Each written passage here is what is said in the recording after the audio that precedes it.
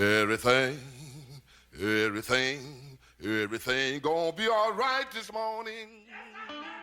She's been so patient. She's amazing. We had a windstorm and all kind of stuff knocked my internet off last week, but she's been so patient to reschedule with me here, coming live and direct from Italiano.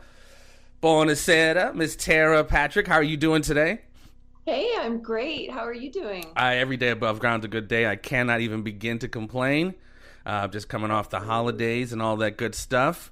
How is it for you over there? You are in Italy right now. How long have you been there, and how was your holidays? So I'm in northern Italy. I'm actually like at the base of the Alps, pretty far north, bordering Switzerland. And I love it here. I moved to Italy 6 years ago. I've been here 6 years now. I absolutely love it. And we had a great holiday, super quiet. I think probably just like everyone. We are not in a super hard lockdown, but still they're not really encouraging you to go out and visit people. And so we just stayed home. It was quiet. It was nice. I think it kind of forces everybody to actually FaceTime each other. For sure. Hopefully not air too much drama or grievances, because I know that comes out around the holidays too. But without a doubt. We had a big Zoom family meeting as well, and I would think some families would almost prefer that short 25 minutes, 30 minutes to a whole weekend where it's like people start getting hammered and people start talking shit about stuff that happened 10, 20 years ago or whatever. But I remember. Yeah. You still owe me $20, fool. When I was gonna ask you, you didn't bring dessert for the last 5 years, so you don't get to eat. Oh yeah. Yeah, you brought green bean casserole instead.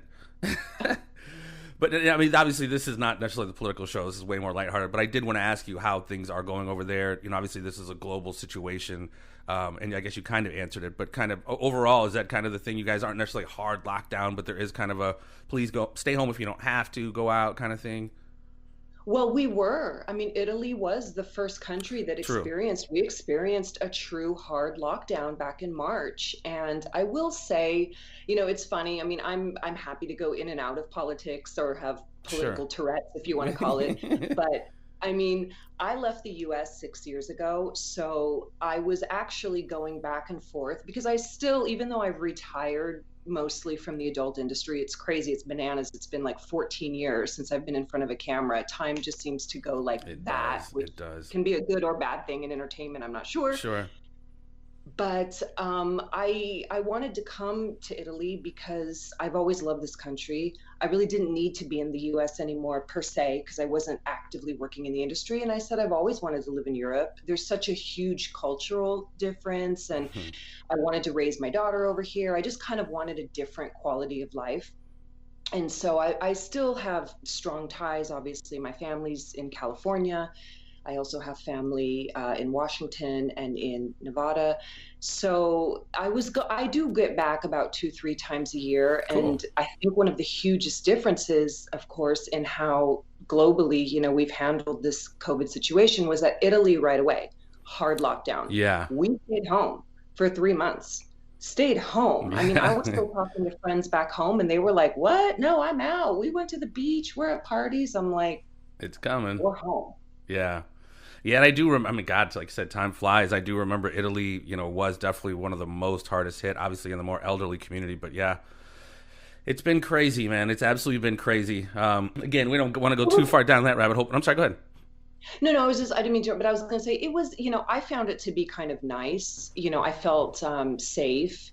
I will say after it was from March, I would say mid-March till, let's say, mid-May. After that, we've been fine. I mean, we were able to, I think, contain it to a certain level. We were able to have a nice holiday in the summer. I mean, there's been such a huge difference in, I think, how our quality of life has sort of been day to day. And in a way, we were able to still go shopping. We were able to still go out and do things. But I just feel like my daughter and I have, and my husband and I, we enjoyed the time together. It was nice. It wasn't the most awful thing. I know everyone's kind of running with this whole throw 2020 in the trash, but I mean, like anything else, it is what you make it. But it just has been super tough, domestic violence, kids visits to the ER, just overdoses and alcohol. I mean, it's really, really taken a lot of a toll on people, and even kids having to lock down. But like I said, it's anything. It's what we make it. And, everyone uses this term, the great reset, which I do believe, again, not going into deep and all that. I thought of, if you don't look at this opportunity these last several months to reset kind of yourself and your own spiritual reset, like you said, less is more. You wind up either hating your loved ones and your siblings, or you wind up reconnecting with them in a more deeper way. So again, like anything, it's what we make it. But for me, I've done my best. It's especially kind of doing the other shows and how bad it is, and how kind of deep down that rabbit hole I have to go. I started realizing I have to start balancing this out, because you can't read and research the darkness, and you got to stay in the light, or at least attempt to. So again, it's what we make it. So, Tera Patrick, take me down this rabbit hole, this storyline, if you will. And I don't know if this is your married name, but how does Linda Hopkins turn into Tera, the incredible Tera Patrick? Give me that evolution, if you will. So, well, my memoir came out in 2009. It's called Sinner Takes All. And it actually, it's so funny, verbatim, it says, how does this shy, awkward bookworm named Linda Hopkins become Tera Patrick? And it's funny because you just said something so pivotal. And one reason why I love following you on Twitter is because you're one of the few people that really have like a positive mental mindset about things. Yeah. I always say, I probably didn't originate this, but if you go on social media, sometimes it's just like a toilet. You never know what you're going to find in there. It could just be super easy, flush, bye-bye, everyone's happy, or it could just be super toxic. Yes. And so I've really tried to just really only get on there to talk, either engage positively with people. I try not to read too much news, but like you said, when you have a career in entertainment, whether it's from the adult side, mainstream side, it's like you kind of keep yourself alive through social media. And so when I started back in Nam, 1999, which was a long time ago, pre-internet, not really pre-internet, but I was kind of at the tail end of what people call the golden era of the adult industry. DVD, I think DVD was kind of just starting. And so, it was just a very different time. Do you remember your first DVD? God, what was it? DVD, I think I do. And I think I tossed it out. It was, when I was living in Chicago, dating my girlfriend at the time, I think we went to a store and we wound up getting it. It was, some weird, it was like, obviously some far out concepts, sci-fi. I want to say Nicole Sheridan. Based off, I think Nicolette Sheridan was the real actor. But anyway, I vaguely do remember that. Yes, I do. But no, you're absolutely right, and that's kind of what I wanted to ask you. You doesn't it seem like forever? Oh, dude, I mean, so much. I know. Well, and it's so weird, and that's what I'm going to ask you. The game has changed so much. I mean, whatever. It's not a judgment or whatever. I just don't consume it as much anymore. But it's so everywhere. It's so ubiquitous. There was, TNR video back in my hometown where it's like walls and walls of VHS, and like you said, your era ushered in this whole new game. It seemed like, what was it, Caballero back in the day, and Seika or whatever. There you go. Well, even absolutely. And you guys were kind of signed specifically to contracts to those guys, right? And not to whatever. Jenna. I mean, I just don't want to bring up any sensitive sensitive subject, but like Jenna and even you, like they started almost producing, whatever, Jameson.com or TeraPatrick.com, you guys start putting kind of the power in your hands, and the longer you're in the business, you're less beholden to these kind of probably shady producers, and you're able to produce your own content. So speak to how that game changed right when you were coming in. And that's true. It was, like I said, I started in 1999, and I started with Playboy, which was just, it was an unbelievable way to enter the industry, such a glamorous company. I started in magazine work. There was definitely a slower transition. It kind of like reminded me, one of my favorite interviews you did is Sam Tripoli. And it's like when Sam was saying comics do open mic night. Well, for a lot of adult stars, we start out doing magazines, and then we start out doing Skinamax. And then it goes to, I had done the Skinamax, I had done the HBO. And, early on, I would say that first year, I got some really valuable advice.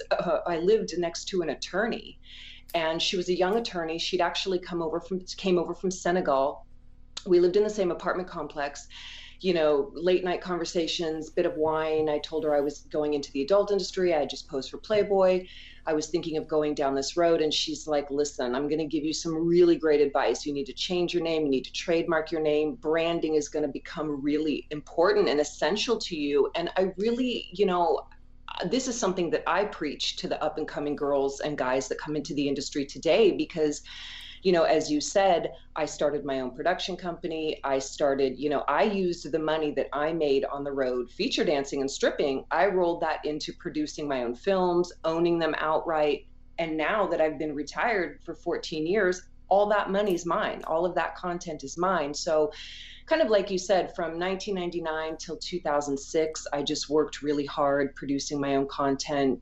You travel on the road, feature dancing, touring adult video stores, meeting your fans, doing conventions, just kind of really building up your name. I did some mainstream gigs, in between there as well, worked in video games, worked with, on a few mainstream movies. It's just kind of like, now I see the platforms have just gotten out of control. Back then it was 2 or 3 movie studios that you were either under contract to and you work for. And now it's like, it's just an explosion. It's just adult is everywhere. Yeah. I mean, and that's, I, as a photographer and a voiceover, and even just other stuff I do, I'm very conscious of making sure I'm in control of my own content. And anymore, So I don't, yeah, it absolutely is. Or, a musician owning his or her own masters.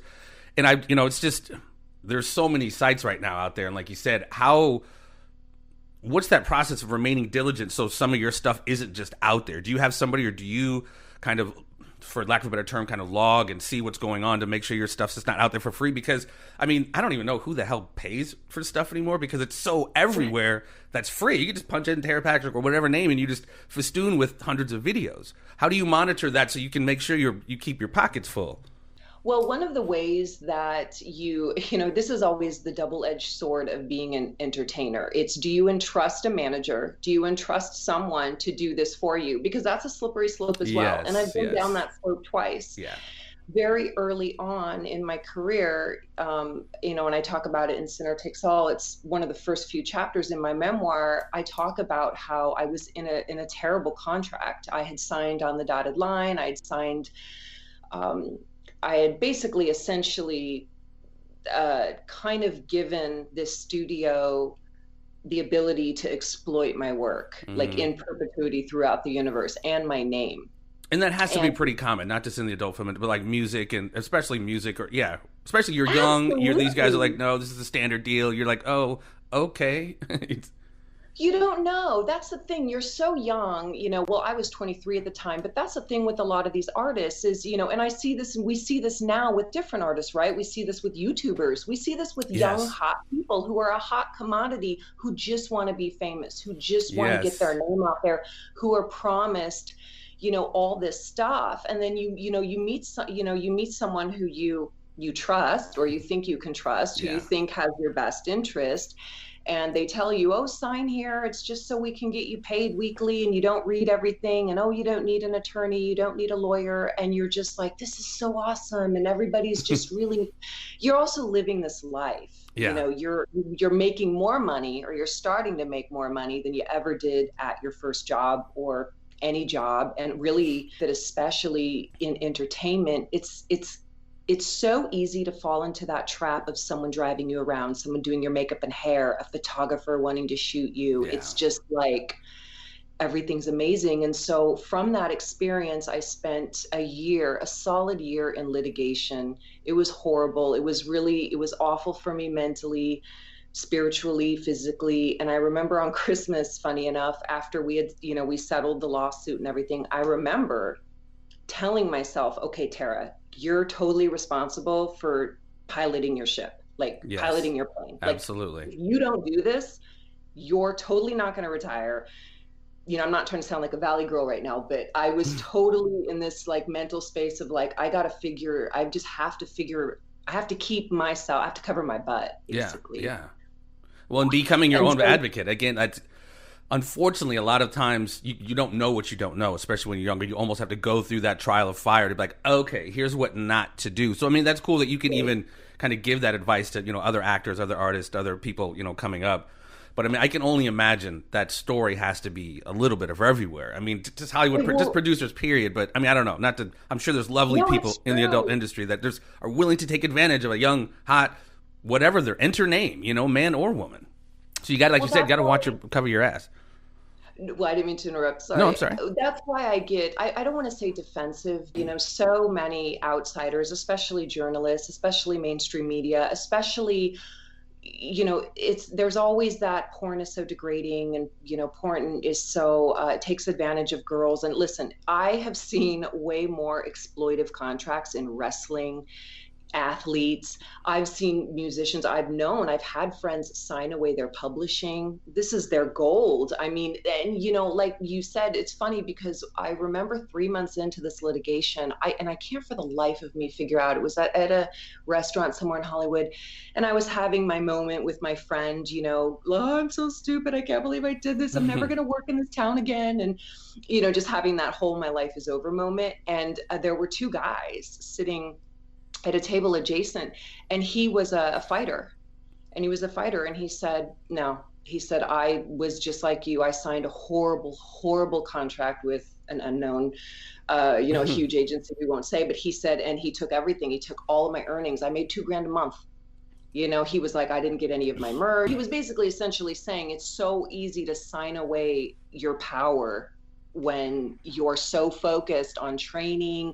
That's the other thing. As an artist, you're doing all the work. The manager's managing. Yeah. So you're not always privy to this stuff, right? Because you're doing... When you're giving oftentimes, power of attorney and just things that just, before you know it, you check your bank account and you're like, WTF, manager or agent. But again, it's so interesting you brought up the whole YouTube thing. It's never really changed, that whole notion. I mean, whatever, not getting it too deep in like selfies. Like everybody wants to be seen. Everybody wants to be out there. Everybody, how many views do you got? How many clicks did you get or whatever? And that's so easily manipulated, that notion, almost that desperate desire to be the next XYZ. But you could really lose everything. I mean, whether it's YouTube or like you said, fighters, that's a great point, man. Those fighters get screwed a lot. But again, I can only imagine how crazy that is out there and how frequent that is. But again, they're just manipulating people's just whatever desire to be famous. It doesn't really matter, I think, too, at what stage of the game you're in, because you can, for example, I've been offered a ton of money to come back many times. And the one thing that I've always said is, then what? Right. It's a huge paycheck. Then what? It doesn't feed my soul. And that's the number one question I always get asked is, you could come back and kill it. You can come back and make this. You can come back and do that. So what? I don't need any more guys to see my woo-woo. I don't need any more guys to validate that I've got big tits. I mean, I'm not trying to be vulgar. No, I'm that's just quite saying right. that at some point you grow. Yes. And at some point as a human, I think that, when your whole life as an entertainer is sort of based on how many clicks you have, how many likes you get, how beautiful you are, how many comments you get, some people never get out of that trap. They don't want to get out of that trap. I know women who love still to this day to sit in that chair, and that's awesome. They still love to get made up. They still love the work, or maybe they don't, but it's really it's easy. You can almost do it in your sleep. I've always felt like at some point I think you have to grow. And now that I have a daughter who's 9, something that I told myself was, parenting isn't something that you get to do over. You get one shot. Those years go really fast. And I have a good relationship with both my parents. They were never tripped out that I went into the business. Like, that's a separate conversation. They're just like, you're our oldest. We're really proud of you. You've done really well for yourself. You've never been to jail. You don't do drugs, whatever. So they're just like, they're great. But my daughter, this time with her is so important to me, and it's so important to her, and I can't do it over. Right. Well, now, I was just telling somebody the other day, like, we don't get to say whether we're good parents or not. That's not our call to make. It's our, obviously our children. That's really cool. I mean, that's refreshing too, because it's not like you obviously have a good head on your shoulders. Because I can only imagine, Mike Tyson just did it. My boy Pat Miletich just did it. Like, one more fight. I got one more in me. You know what I mean? And some people put themselves in that kind of financial situation where they have to do that. So, I mean, again, this, almost a cautionary tale, everybody.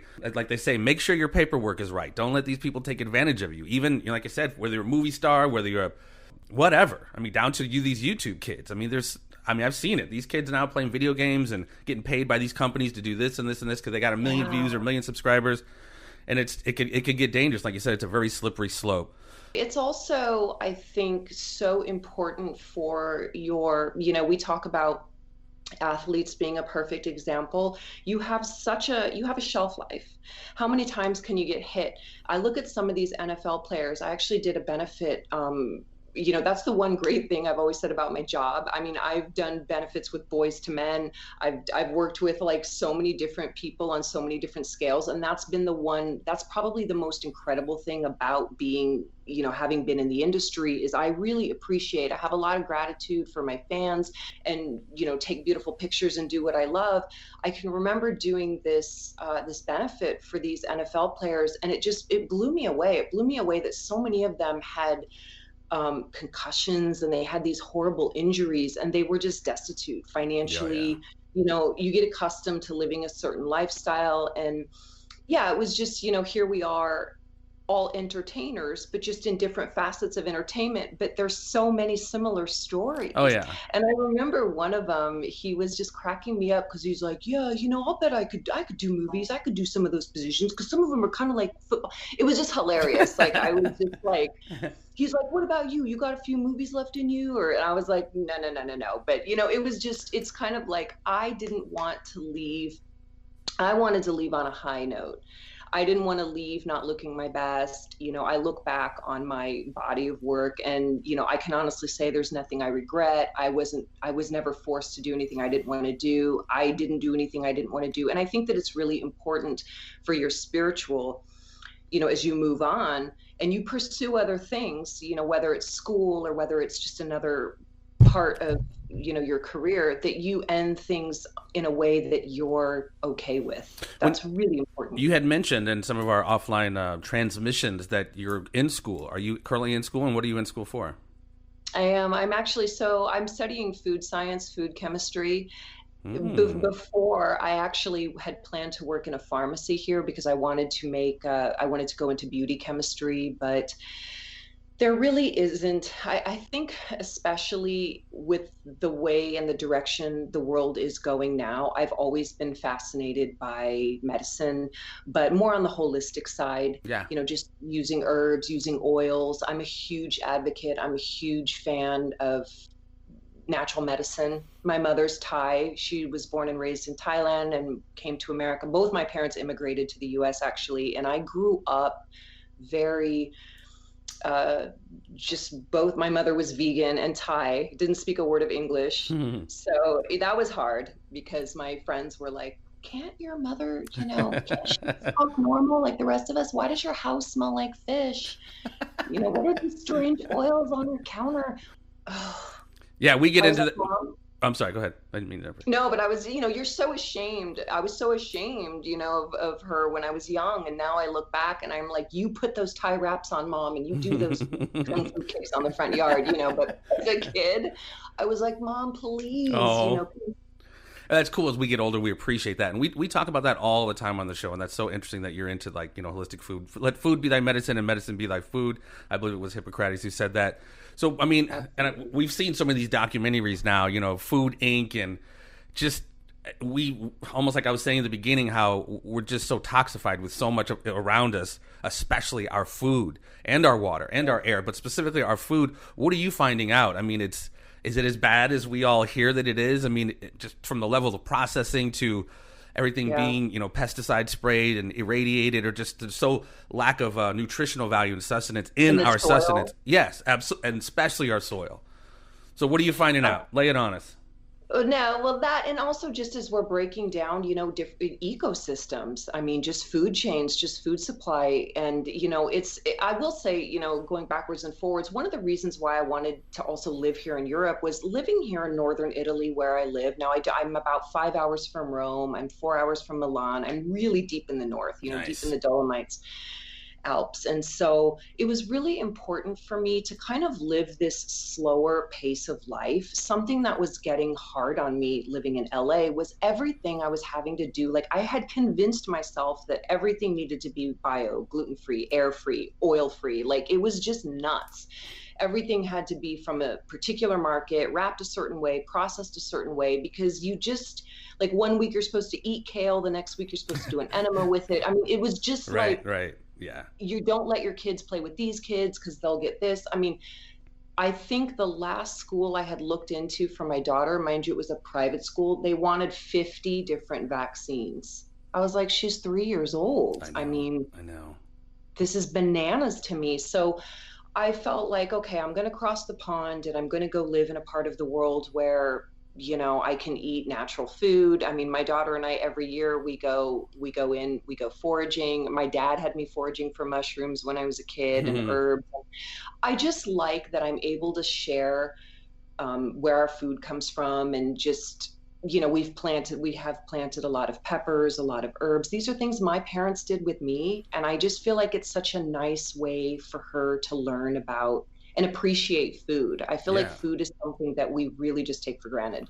And I think we're more, because of certain documentaries and certain research, we are beginning to understand. We're just more educated on food and what, you know, it's how good it is or how bad it is. So I think that's really cool that you're, you know, able to. It's kind of come full circle. You know, we're kind of hard headed when we're younger, like, Mom, stop. But then as we get older, we just start understanding the wisdom. I mean, that, like I said, Hippocrates, that goes back, you know, ancient Greece. So I mean, we've known for a long time how valuable food is to our overall, you know, homeostasis. But Absolutely. we make everything, you know, $3 for a shitty burger and nasty fries and a milkshake. So it's just like, you know, yeah, it's absolutely crazy. It's, you know, if you wait for the bomb to go off to call in the bomb squad, then you got those Monday through Sunday pill containers, 50, 30 pills. And I mean, it's just absolutely insane. So I think that is hugely important, not to go off on a rant or a soapbox, but preemptive healthcare is really the way to go. So again, the information is out there now on how good and bad, you know, food is, kale and all these other things. So get educated. We know this. A lot of us know this information.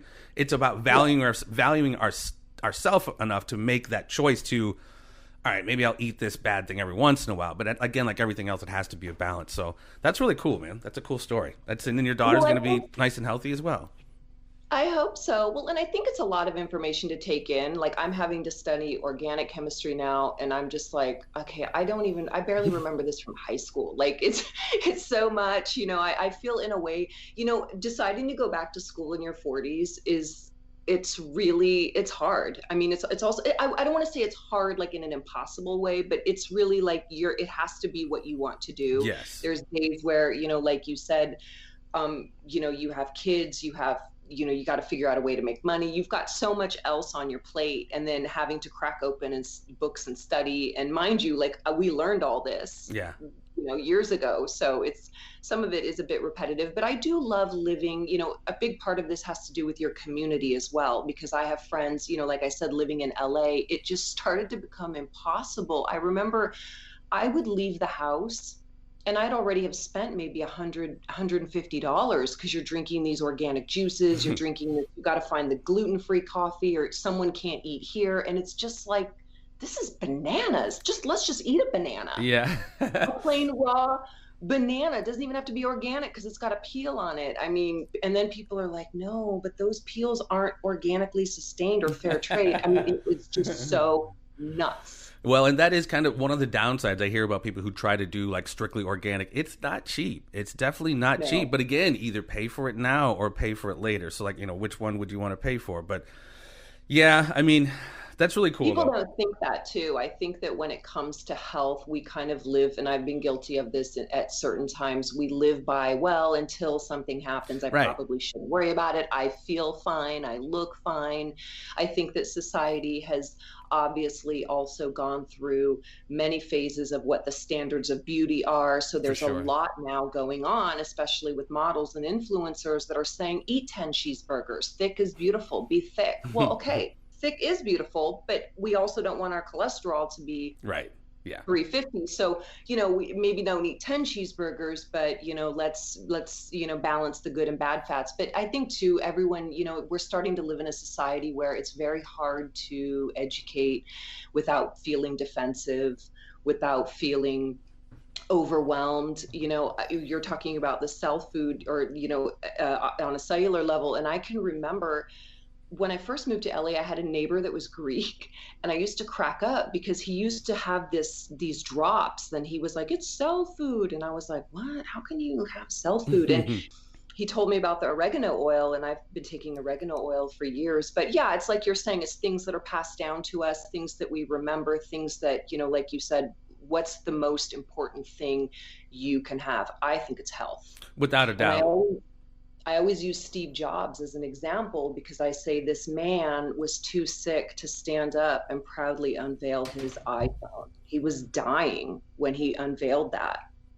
Yeah. And this man had how much money, and he just was not the picture of health. Your health has to be cherished, and it has to be the most important thing. I mean, not a bash on Steve Jobs, but no. Basically saying, all the money, all of this, we're not immune to disease, and we're not. I think that's what this pandemic's also, or whatever the situation is that everyone wants to call it, has shown everybody. And that's what's made everybody fearful, is that we're not immune to this stuff. We need to really think about being present and healthy. Well, and when you sit down with somebody like you, say all these names and chemicals, there's just so much to it. It's almost overwhelming, where we just don't even get started. So we wind up just taking that path of least resistance, because it's like, I don't know what the hell you just said, and I'm just going to go eat that cheeseburger. I mean, because there really is a lot. And when you start going down that rabbit hole about oregano oil, flaxseed oil, I mean, just name it. It's krill oil, just any of this. There's so much.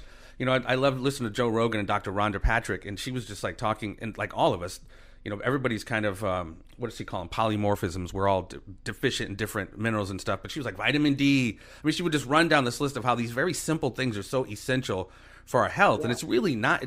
And that's why it's cool to make it less complicated for people, because it can get so very overwhelming. But again, it's a lot of it's, just really kind of simple. Raw fruits and vegetables, drink a lot of water. I mean, it's not a puzzle. It's not splitting an atom, but we just choose to kind of overcomplicate it, because for whatever reason, we kind of make it, we tell ourselves it's so way more complicated than it is. So like I said, we just don't even start. That's like parenting though, right? Because when you have your first kid, they're like a glass baby egg. What are those really? Fabergé. They're Fabergé eggs. The first one's the Fabergé egg that you do everything. And then by the second and third kid, you're just like, you can go feed yourself.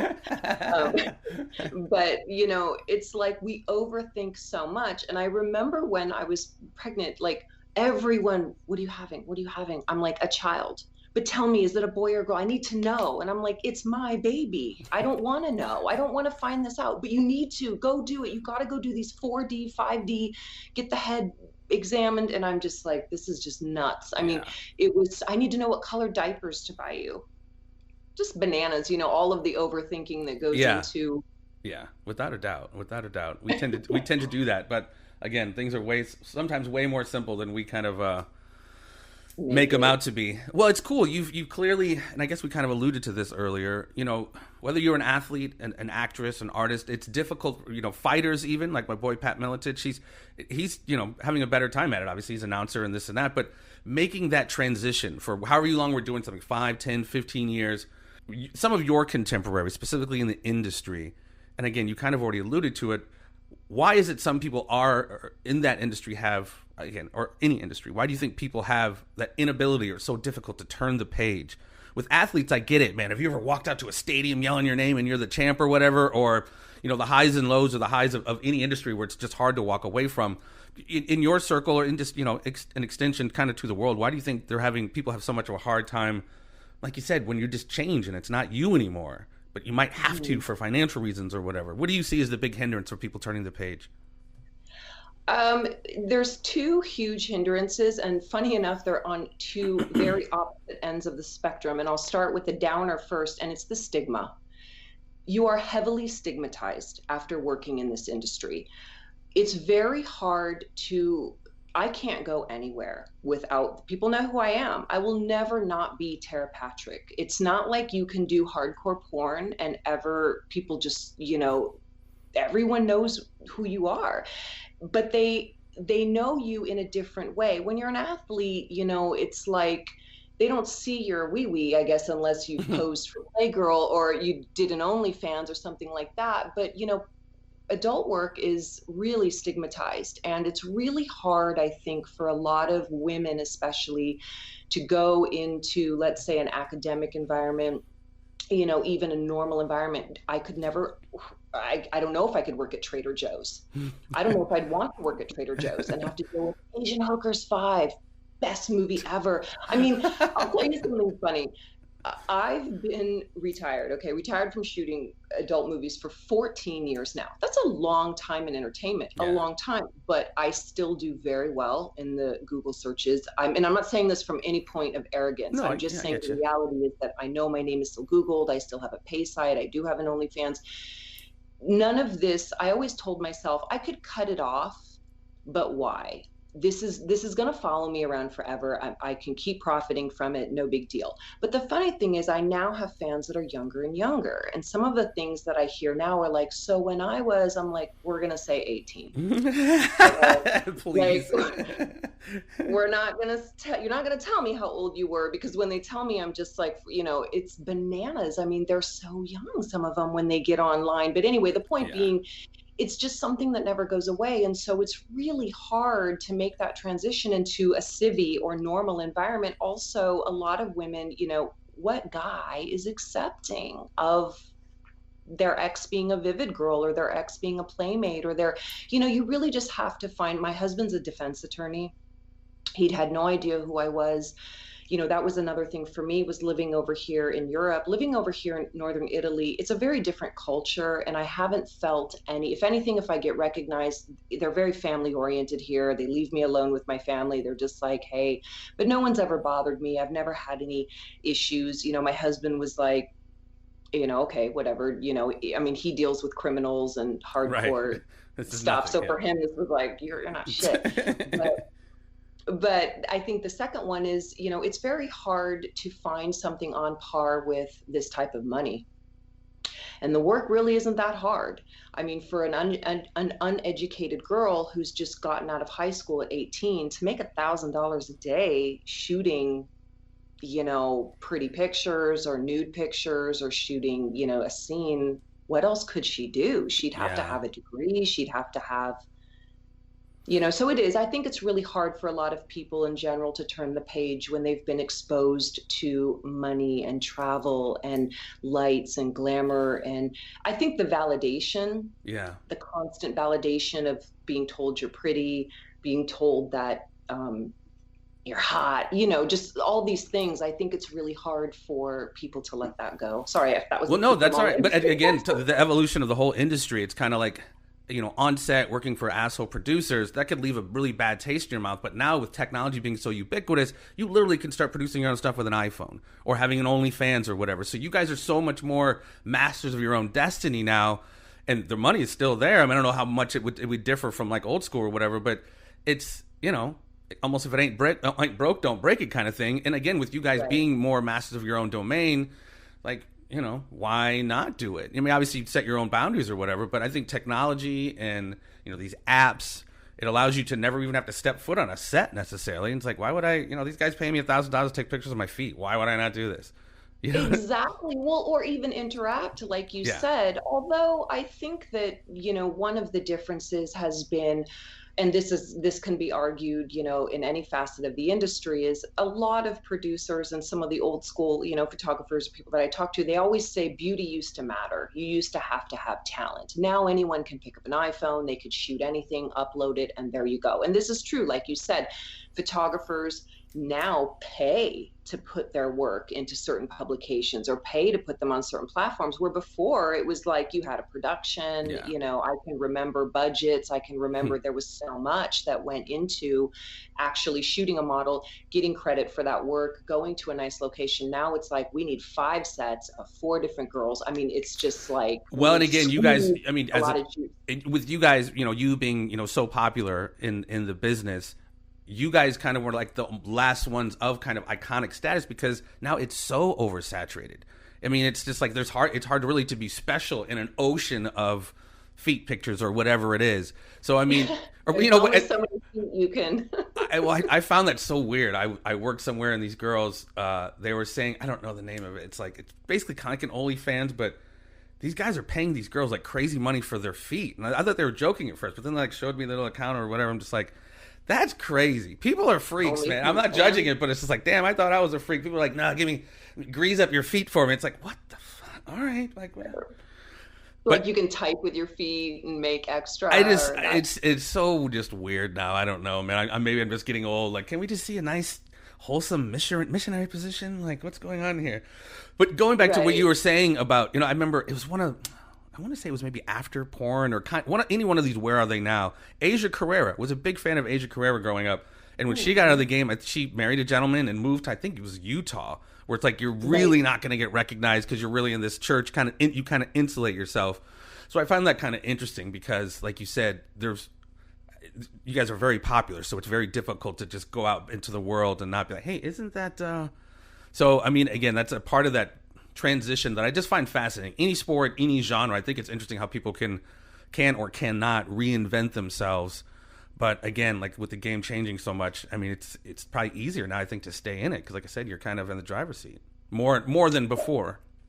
And for some, I think it's all they know. I mean, I think that when you've been groomed and you've been in an industry for so long, it might be, it's scary. It's scary to change. I think that all of us, myself, when you take a leap of faith, like you said, starting this podcast, you can talk yourself out of anything. You could say, no, there's too many. I don't want to do this. Someone's going to think my voice is annoying. This is dumb. Forget it. Scrap it. And then a month later, you're like, no, this is what I want to do. This is my ticket into, it was like me going back to school. I was like, no, you're going to get a migraine every night. Like I made up all these random, I won't have dinner done in time. I don't know. I mean, it's fear. It's like if fear is this cock blocker. Yeah. And I think the number one thing, a lot of my fans would ask me too. They're like, okay, you're done with, porn. Bye-bye. But we want feet pics. No, I'm just kidding. But they would be like, why Italy? Why did you just pack up and move to another part of the world? And I tell them, because I wanted change. I wanted growth. I wanted a different phase in life. I mean, of course I could have stayed in LA. I mean, I have family, I had friends. It's not like it wasn't working, but I wasn't growing. And I wanted my daughter to grow as well. And I think that, there comes a point there, it's not for everybody. Like, for example, my sister never left her town. She's been married 20 years. She's a grandmother at 40. She has 3 kids. She has the deepest roots in her little town, and she has no desire to see anywhere else in the world. Absolutely. And that's fine too. Yeah. Everybody kind of has their path and where they want to go. And then she gets annoyed when people go, are you Tera Patrick's sister? But, for me, I think that challenging myself, having to learn another language, having to be in another part of the world has only been invaluable to me. And it's made me as a human, as a person, so much more empathetic and compassionate, open. I live in another part of the world, so rich in history, everything from art to music. It's just incredible. It's just been a really incredible experience. And I feel grateful for that. And so I will never denounce, it sounds like the Pope's ringing the bell now. That's the other thing about this country, very Catholic. Italy's a very deep in lots of religion, lots of tradition. But it's just been a very different journey for me the last 5 years. And I feel like as a person, I'm so grateful for the growth. And I am a little, I don't want to say scared. I'm comfortable, but I think that when you choose to just kind of go into a different field and a different job, there's some moments. When, like you said, everyone has their path in life, and everyone can, feel free to take your lane. But in my opinion, like travel, just growth, evolution is just, I think, key to just human development. If you want to just, like your sister, if she's staying home, and I wouldn't say she's stagnating because that's her choice. But I think for a lot of people, change is the immutable law of the universe. So you got to be able to embrace that. And that's almost, I don't know if you were in my brain when I was starting my podcast, because I was telling people, I'm like, in the sea of podcasts, there's even more now. People were like, oh, who do you think you are, Joe Rogan? Oh, what are you trying to be, the next Joe Rogan? And I'm like, man, I want my first guest to be Pat Miletich, because I'm a huge MMA fan, obviously. And we're from the same hometown. And he was the most gracious person in the world. We wound up having him on like 3 or 4 times. But once I started getting in my stride, I had him on one time, and he's like, Jeff, man, do you want to do this conspiracy podcast with me? And I'm like, you're fucking with me. For weeks, I'm like, dude, you're fucking with me, dude. Just come on, stop. And Right. we started the Conspiracy Farm, and that's been 4 or 5 years, millions of listeners, over 100 countries.